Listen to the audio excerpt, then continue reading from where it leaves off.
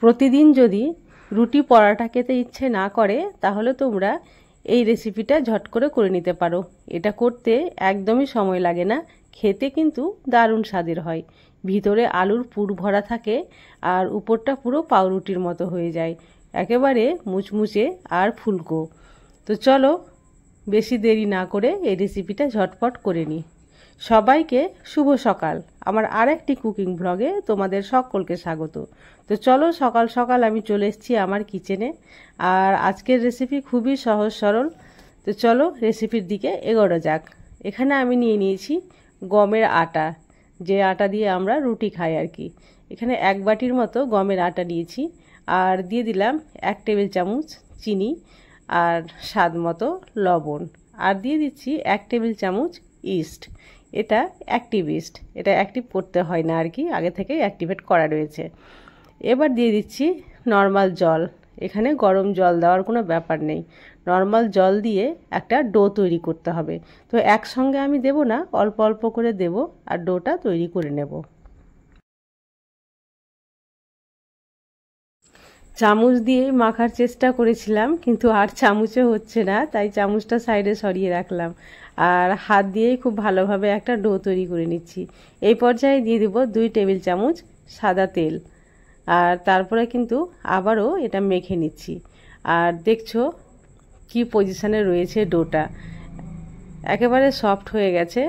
আর এইভাবেই কিন্তু একটু মেখে নিতে হবে, প্রায় 5 থেকে 7 মিনিট এইভাবে হাত দিয়ে, মানে হাতের মুঠো করে একটু মথে নিতে হবে খুব ভালো করে। তো দেখো এইভাবে উল্টে পাল্টে মথে নিয়ে আমি এই ডোটাকে ভালোভাবে সফট হয়ে যাবে যখন, তখন গোল করে এক জায়গাতে রেখে এটাকে আমি রেস্টে ছেড়ে দেব। তো চলো এবার আমি এটাকে রাউন্ড শেপ করে নিচ্ছি, আর এটাকে আমি প্রায় 30 মিনিটের মতো রেস্টে ছেড়ে দেব।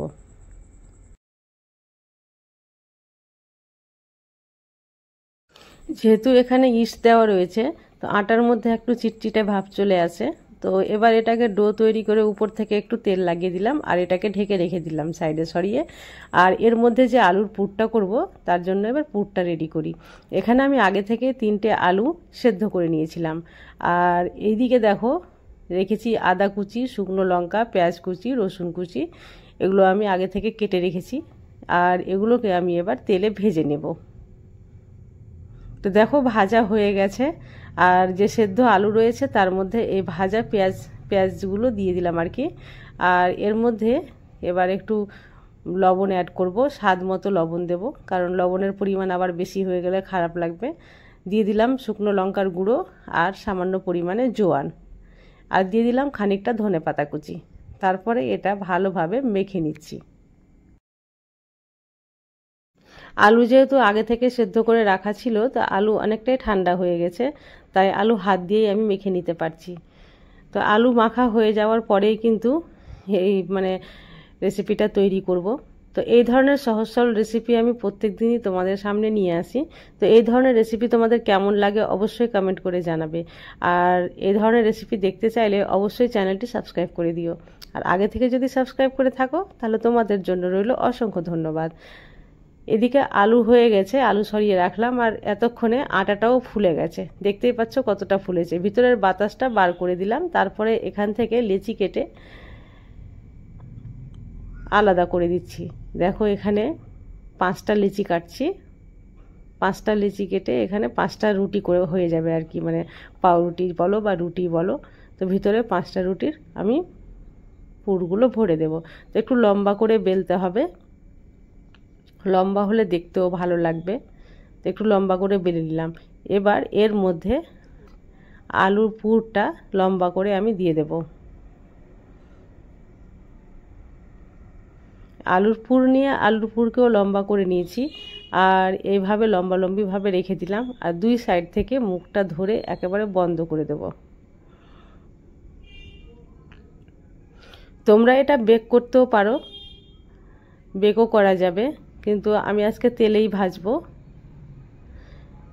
এটা পুরোপুরি পাউরুটির মতো হয়ে যাবে, ভিতরে আলুর পুর ভরা পাউরুটি। এবার মুখটা বন্ধ করে দিলাম। এবার চাকুর উল্টো দিক থেকে এখানে একটু এইভাবে আড়াআড়ি করে দাগ দাগ করে দিচ্ছি, কারণ এটা একটা ডিজাইন হয়ে যাবে আর দেখতেও ভালো লাগবে। এইভাবে আমি 5টাই কিন্তু তৈরি করে নিচ্ছি।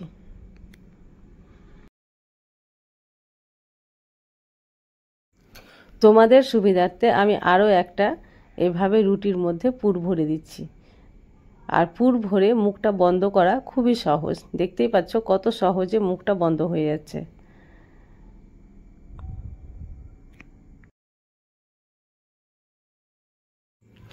এইভাবে 5টাই আমি রেডি করে নিয়েছি। আর অন্যদিকে গ্যাসের ফ্লেম অন করে আমি আগে থেকে কড়াইয়ে তেল দিয়ে দিয়েছিলাম। তো চলো তোমাদেরকে আমি একটা ভেজে দেখাই, কারণ হাতে সময় খুবই কম ছিল, তাড়াহুড়োর মধ্যে আমি শ্যুট করছি। তো আমি সবটা ভেজে তোমাদের দেখাতে পারছি না, একটাই কোনো রকমে ভেজে আমি দেখাচ্ছি। তো এই ধরনের সহজ সরল রেসিপি আমি প্রত্যেক দিনই নিয়ে আসি। তোমাদের ভালো লাগলে অবশ্যই চ্যানেলটি সাবস্ক্রাইব করে দিও। তো আজ তাহলে এই পর্যন্তই, দেখা হবে নেক্সট রেসিপি ব্লগে। ততক্ষণ পর্যন্ত তোমরা সবাই সুস্থ থাকো, ভালো থাকো।